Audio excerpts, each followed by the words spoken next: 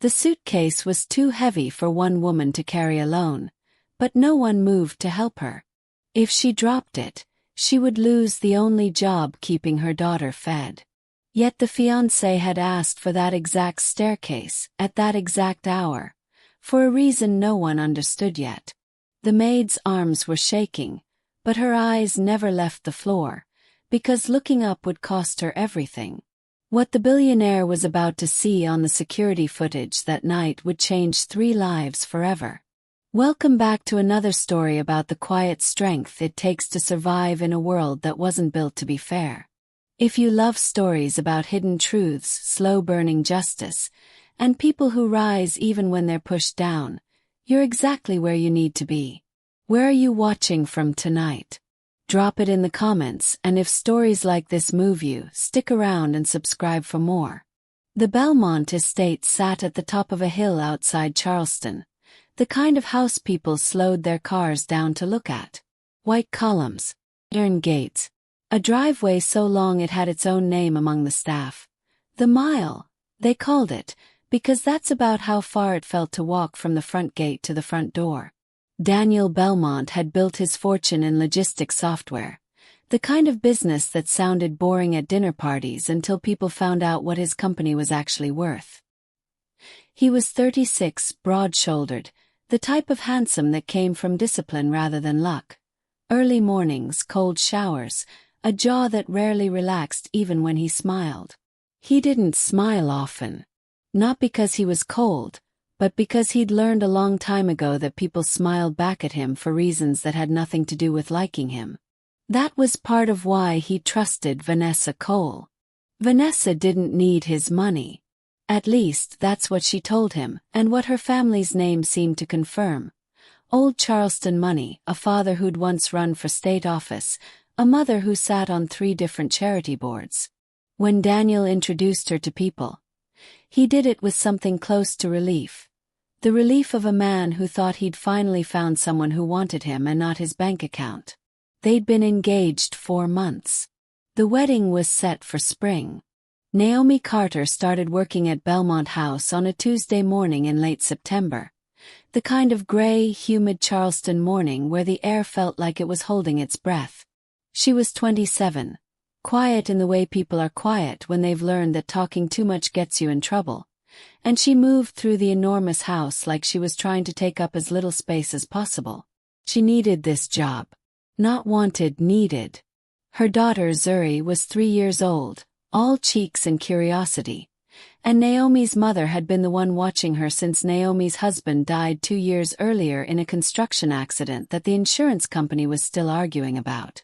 The Belmont position paid nearly double what she'd made cleaning offices downtown, and it came with something even more valuable. Consistency. Schedule.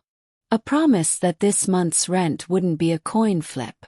Daniel had hired her himself actually. The household staffing agency sent 3 candidates, and he was the one who noticed that Naomi's references described her not just as reliable, but as someone who'd once stayed 2 extra hours, unpaid, to help an elderly client who'd fallen and couldn't reach her phone. That kind of detail told him something about a person that a resume couldn't. "You'll mostly be working with our house manager, Teresa," Daniel told her on her first day, standing in the marble foyer with his hands in his pockets, trying to seem less imposing than the house made him look. "But you'll see me and my fiancé around. Just treat this like your workplace." Because it is. It was a small kindness, the kind most employers wouldn't bother with. Naomi noticed it. She filed it away the way she filed away most things now. Quietly, carefully, without letting it show on her face. Vanessa noticed something too. She noticed Naomi. It wasn't jealousy, not exactly, not yet. Vanessa Cole had spent her entire life being the most striking woman in any room she walked into, and she'd built an identity around that fact so thoroughly that she no longer questioned it. So when Daniel's eyes lingered half a second longer than necessary on the new maid, not with desire, just with the ordinary human noticing of a woman's tired dignity, Vanessa's internal alarm went off before her conscious mind even understood why. She smiled at Naomi that first week. complimented her efficiency, told Daniel within his hearing what a good hire she was. It was, in its own way, the opening move of a longer game.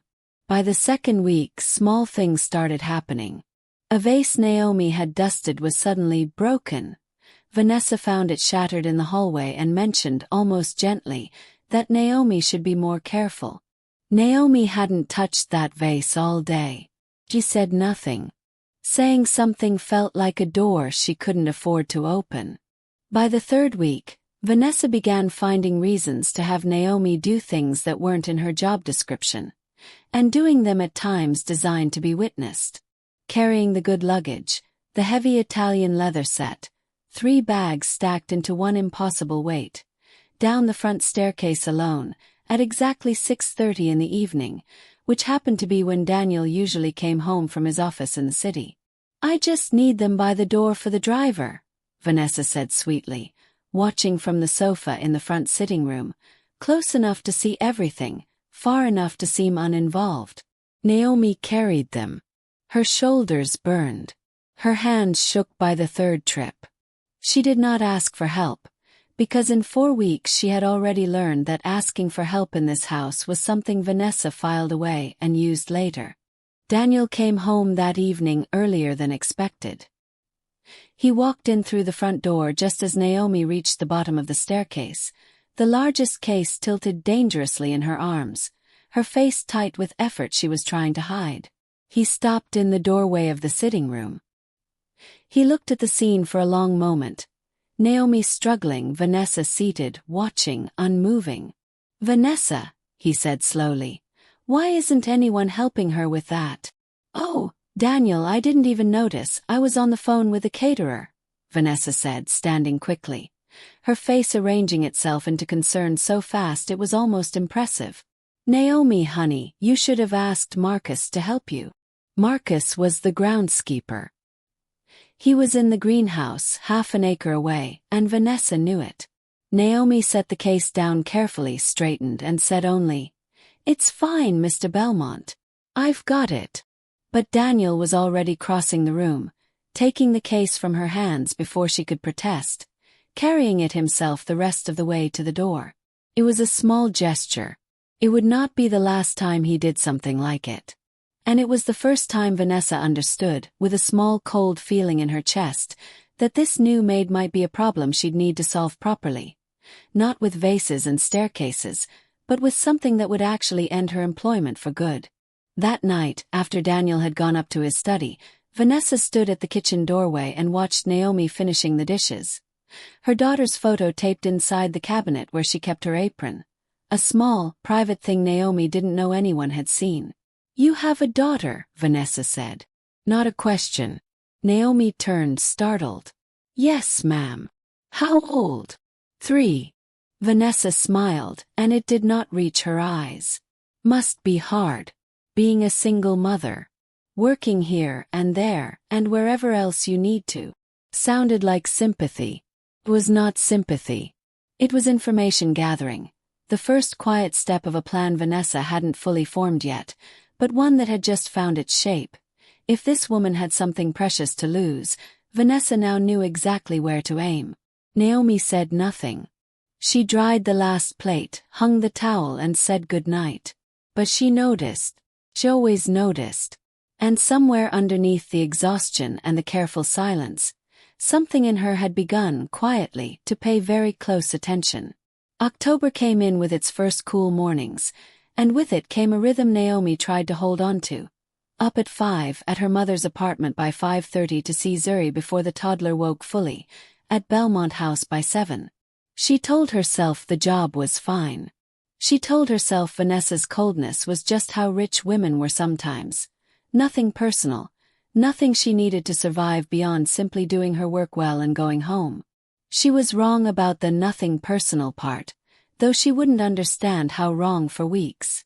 The first real escalation came on a Thursday, during a lunch Vanessa was hosting for 4 of her friends from the country club, women with the same practiced laugh, the same appraising eyes. Naomi had been asked to serve, which wasn't unusual. What was unusual was the moment, halfway through the second course, when Vanessa discovered that her diamond tennis bracelet was missing from her dressing table. "I had it this morning," Vanessa said, her voice pitched just loud enough to carry into the kitchen, where Naomi was plating dessert. "I know I had it. I was wearing it when I got dressed." The women at the table went quiet in that particular way people go quiet when they sense a scene about to happen and don't want to miss it. "Naomi was in my room this morning, straightening up," Vanessa continued, and though she didn't finish the sentence, she didn't need to. The implications sat in the air like smoke. Daniel wasn't home. He was at the office, 3 hours from walking through that door, and Naomi understood in that moment that whatever happened next happened without a single witness who might defend her. "I didn't touch your jewelry, Ms. Cole," Naomi said, keeping her voice level, her hands steady around the dessert tray though her heart was slamming. "I only dusted the dresser and made the bed." "I'm not accusing you," Vanessa said, in a tone that accused her completely. "I just think it's strange, don't you? It was there this morning. Now it's not." One of the friends, a thin blonde woman with a French manicure, murmured something about these things happening, in a voice that made clear she meant it happened with staff specifically. Naomi set the tray down with careful hands. "Would you like me to help you look for it?" It wasn't submission. It was strategy, though Naomi herself might not have named it that in the moment. She understood, with a sharp instinct of someone who had survived plenty of unfair rooms before this one, that refusing to engage would look like guilt, and fleeing would look like guilt, and the only move that didn't hand Vanessa a victory was calm, visible cooperation. They searched the bedroom together, Vanessa watching Naomi's every movement like a hawk. It was Naomi who found the bracelet, caught in the folds of the duvet cover, exactly where it would fall if someone had removed it and tossed it there rather than clasping it properly. "There," Naomi said quietly, holding it out. Vanessa took it, and for just a second Naomi would replay many times in the weeks ahead, something flickered across her face that wasn't relief. It was closer to irritation. The look of a plan that hadn't landed the way it was supposed to. "Well," Vanessa said brightly, turning back to her friends waiting in the hallway. "Crisis averted. I'm just so scattered these days, with the wedding and everything." The friends laughed. The moment passed. But Naomi understood, walking back to the kitchen with her pulse still hammering, that this had not been an accident, and that it would not be the last time. She thought about quitting that night. She sat on the edge of her mother's pull-out couch after Zuri had fallen asleep against her shoulder, and she did the math she always did. Rent, the deposit on Zuri's daycare spot for the spring, the used car payment, her mother's blood pressure medication that insurance only half covered. The math always came out the same way. She couldn't afford to quit. She could only afford to be careful. Daniel, for his part, had no idea any of this had happened. Vanessa made sure of that. She didn't mention the bracelet to him at all, because bringing it up now, unresolved and unvictorious, would only raise questions she wasn't ready to answer. Instead, she began working a slower angle, one conversation at a time. "I don't want to seem paranoid," she told him one evening, curled against his side on the study sofa. Her voice soft and hesitant in a way she knew he responded to. "But have you noticed Naomi seems, I don't know, off lately?" Daniel frowned, setting down the folder of contracts he'd been reading. "Off how? I can't put my finger on it. Just watchful. Like she's paying attention to things that aren't her business."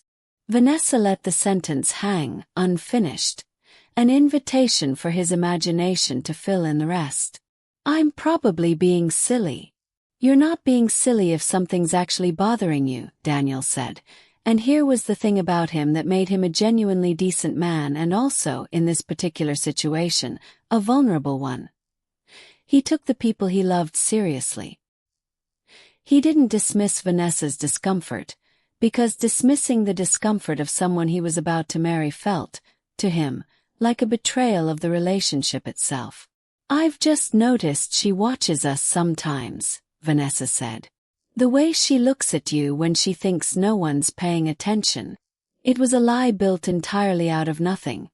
Naomi had never once looked at Daniel with anything but the professional neutrality of an employee who understood exactly where the lines were. But Vanessa knew what she was doing. She wasn't accusing Naomi of anything specific. She was planting a seed so small it wouldn't even feel like an accusation. Just a feeling, a low hum of unease that would grow on its own over the following weeks, watered by nothing but time and repetition.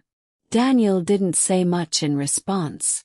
But that night, without quite deciding to, he found himself noticing Naomi a little differently the next morning. Not suspicious exactly, just aware, in the specific way a person becomes aware of something once someone else has pointed it out to them. Naomi felt the shift immediately. She'd spent her whole life reading rooms for danger, and she could feel Daniel's warmth toward her cool by a few degrees. Could feel Vanessa's satisfaction radiating from across the kitchen when she thought no one was watching. She didn't know what Vanessa had said. She only knew something had changed, and that whatever it was, she hadn't done anything to deserve it. That Friday, Naomi found something strange in the laundry room. A hotel receipt, crumpled at the bottom of the hamper, tucked into the pocket of one of Vanessa's coats. Hotel 40 minutes outside the city. Dated 2 weeks earlier, on a day Naomi remembered clearly, because it was the day Vanessa had told Daniel she was visiting her sick aunt in Savannah. Naomi stood very still, the receipt in her hand, understanding with total clarity that she had just found something she was never supposed to see, and that whatever it meant, it was not her business, and getting involved in it could destroy the fragile stability she'd fought so hard to build. She put the receipt back exactly where she found it. But she didn't forget it. And 3 days later, she would learn that forgetting it had never really been an option. The following week brought the incident with the staircase, the one that would later matter more than anyone realized in the moment. Vanessa had asked Naomi to carry the heavy luggage down alone, timing it, as she always did now, for the half hour when Daniel typically came home. What she hadn't planned on was Daniel arriving early enough to see it happen with his own eyes, and to feel, for the first time, clearly and without Vanessa's narration shaping it for him, a small, uncomfortable flicker of doubt. It wasn't doubt about Naomi. It was doubt about Vanessa. He didn't say anything that night. But over the next several days, he found himself watching his fiancée with a new kind of attention, the attention of a man quietly testing a theory he didn't want to be true. He noticed that Vanessa's stories about her days didn't always line up. He noticed that she got defensive, quickly and disproportionately, whenever he asked simple questions about her schedule. He noticed that she'd started deleting text messages in front of him, a habit she'd never had before, dismissing it as work stuff, boring.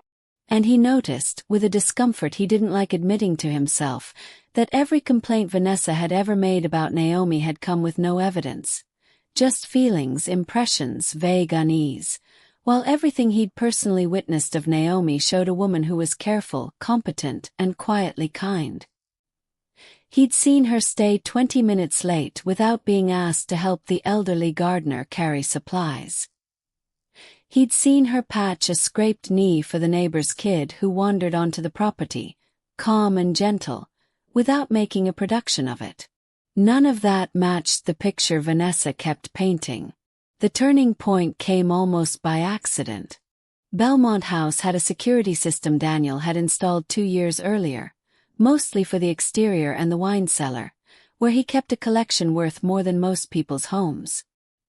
He rarely reviewed the footage. It ran in the background, an insurance formality more than anything. But that week, after a delivery of rare wine went briefly missing from the inventory log, a paperwork error, as it turned out, nothing more. He pulled up the footage out of habit, scanning through the exterior and cellar cameras. One of those cameras had a partial view into the front hallway, through the cellar door window. Not intended for surveillance of the house itself, just an angle that happened to catch a sliver of the foyer. And there, in the time-stamped footage from 3 weeks earlier, Daniel saw something he wasn't looking for. Vanessa, alone in the hallway, deliberately knocking a vase off a side table.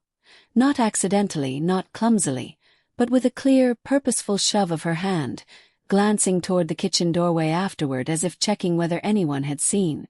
He watched it 4 times. Then he sat back in his study chair, his stomach cold, and understood that his fiancée had staged something. He didn't yet know why or what else she might have staged. But the seed of certainty had been planted, and unlike the seed Vanessa had planted about Naomi, this one had actual footage behind it. He didn't confront her immediately. Daniel Belmont was not a man who acted on half a picture. He'd built a company by being the person in the room who waited for the full data set before making a call, and some instinct told him this situation deserved the same discipline, even though every part of him wanted answers immediately. Instead, he began paying closer attention. Quietly, carefully. He reviewed more footage, going back further, and found 2 more moments. Small, deliberate acts, easy to miss if you weren't looking for a pattern.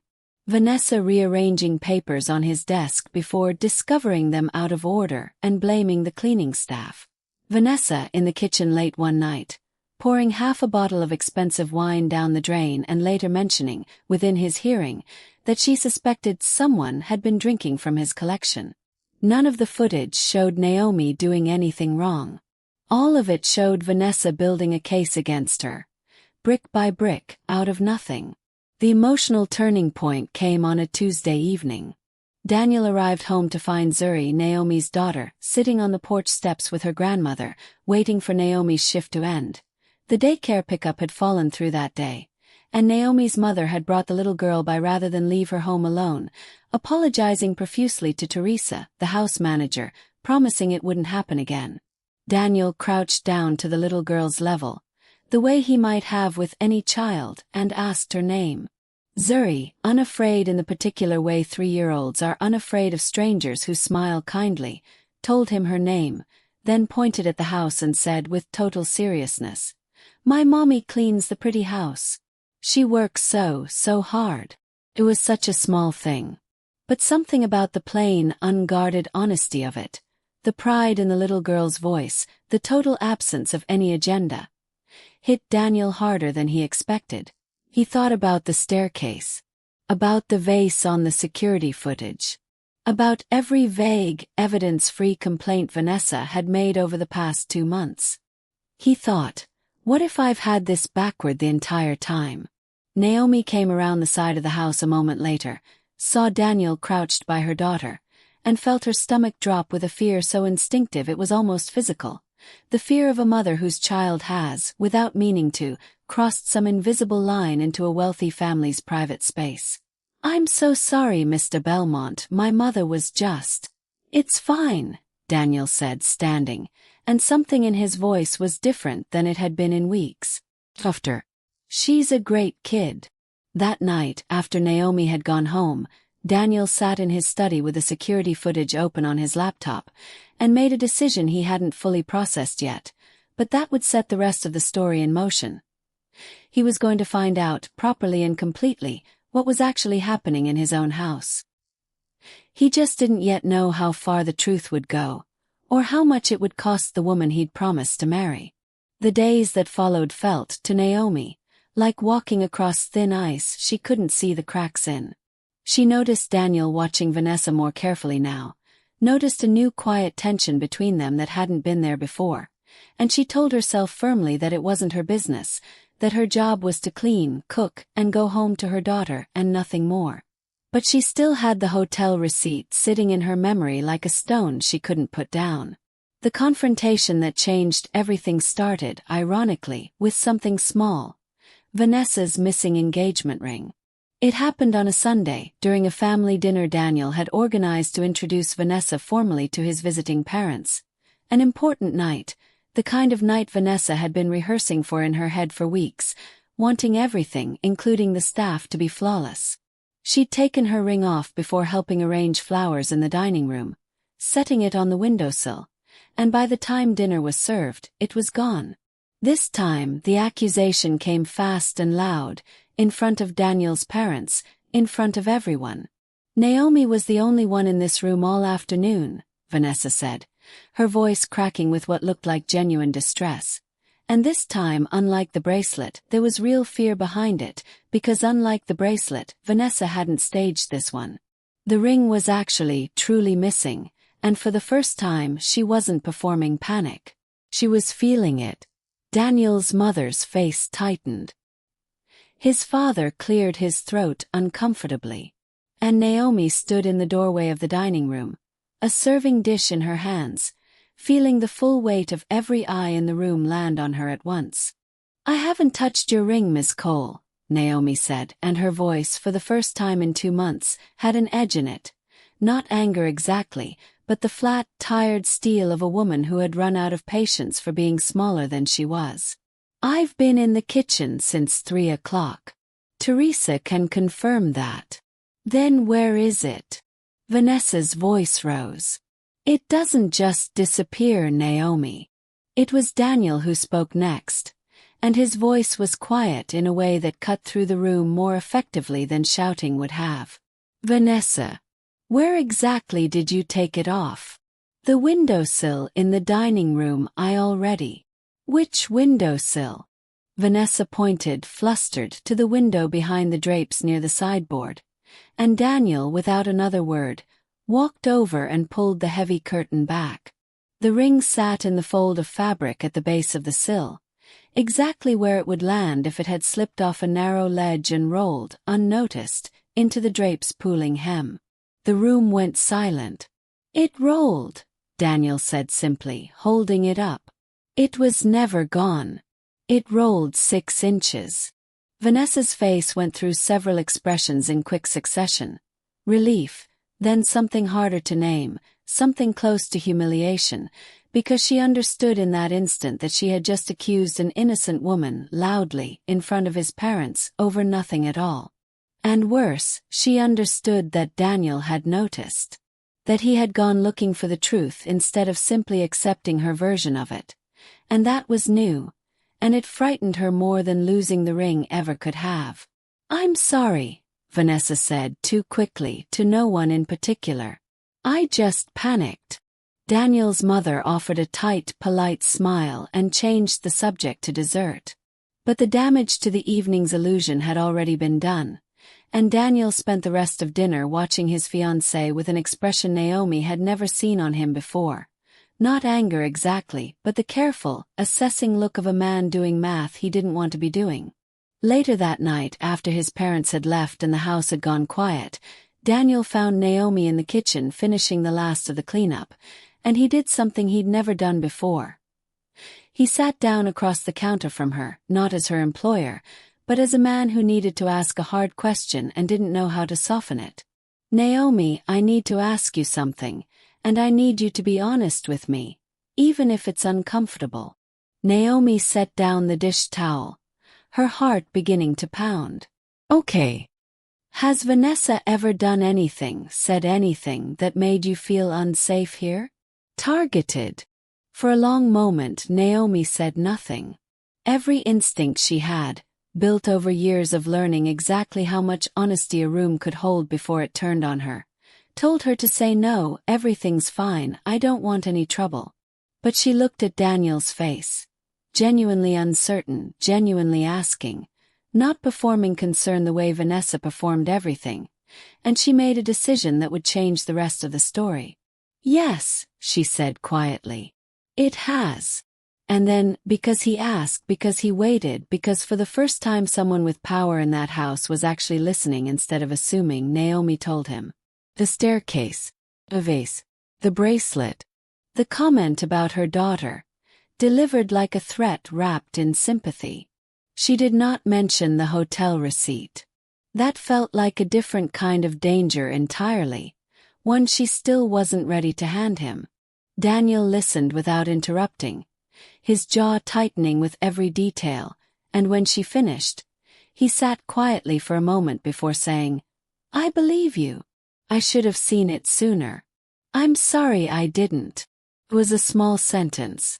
It landed on Naomi like something much larger. The first time in 2 months that anyone in that house had simply believed her, without conditions, without needing proof first. But belief wasn't the same as understanding the whole truth. And the whole truth, the hotel receipt, the deleted messages, the real reason Vanessa had been so desperate to discredit Naomi from the very first week, was still one confrontation away. Daniel didn't confront Vanessa immediately. He spent the next 3 days quietly gathering what he needed, pulling the household's guest Wi-Fi logs, which, as it turned out, recorded the devices that connected to it, including a phone that had spent several hours at Belmont House on afternoons Vanessa claimed to be at yoga. He didn't enjoy doing it. Every part of him hoped he'd find nothing, that his instincts were wrong, that the woman he'd asked to marry him hadn't been lying to him for months. He found everything. Text messages recovered from an old phone backup Vanessa hadn't thought to wipe, from a man named Preston Hale.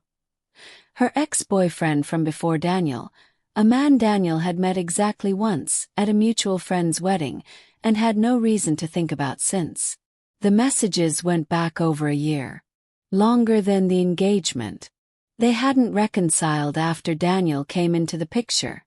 They'd never actually ended things at all. And there, threaded through months of messages about hotel rooms and stolen afternoons, was the piece that explained everything about the campaign against Naomi. A message from 3 weeks before Naomi was even hired, when Vanessa was interviewing housekeeping candidates alongside Daniel. Preston had joked that Vanessa should hire someone unthreatening, so Daniel wouldn't get any ideas. And Vanessa, half joking, half not, had replied that she already had, someone plain and quiet who wouldn't cause any trouble. But Naomi hadn't been plain, or invisible, or easy to dismiss. She'd been competent and kind, and had earned Daniel's respect the way anyone earns respect, through consistent, decent behavior over time. And somewhere in the last 2 months, Vanessa's careless dismissal had curdled into something closer to real fear. Fear that Daniel was starting to see and value, and trust a woman Vanessa had wrongly decided was a threat to a relationship that had never really been faithful in the first place. The final piece was almost anticlimactic in how simple it was. Daniel found the hotel folio himself, buried in Vanessa's email.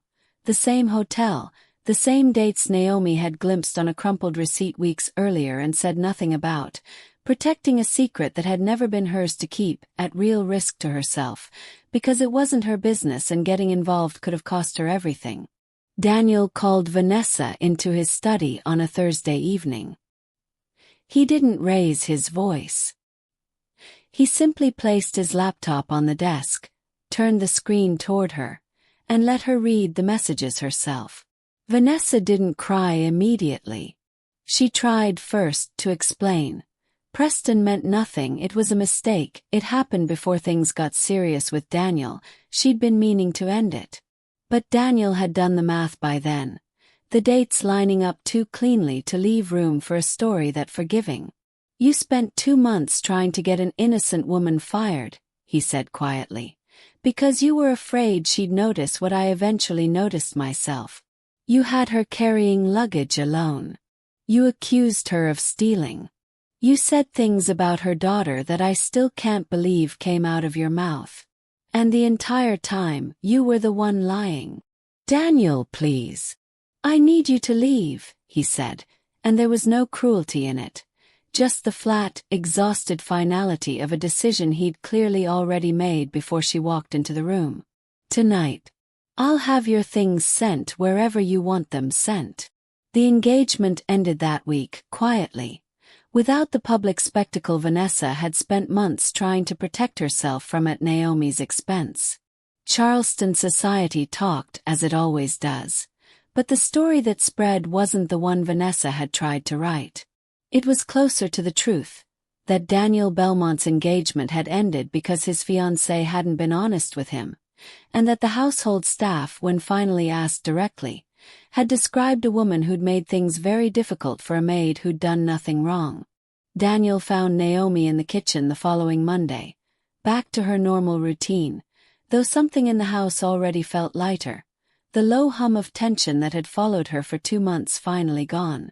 "I owe you an apology," he said. "It took me too long to see what was actually happening here.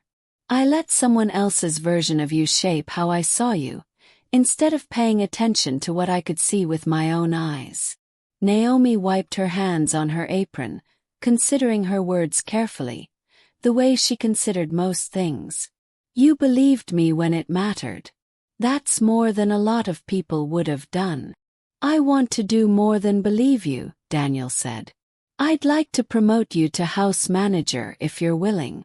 Teresa's retiring in the spring, and I can't think of anyone I'd trust more with this place." He paused. "It comes with a real raise. Benefits. And if it would help, I know a few people on the board of the daycare center near downtown. I could put in a word for Zuri if a spot opened up."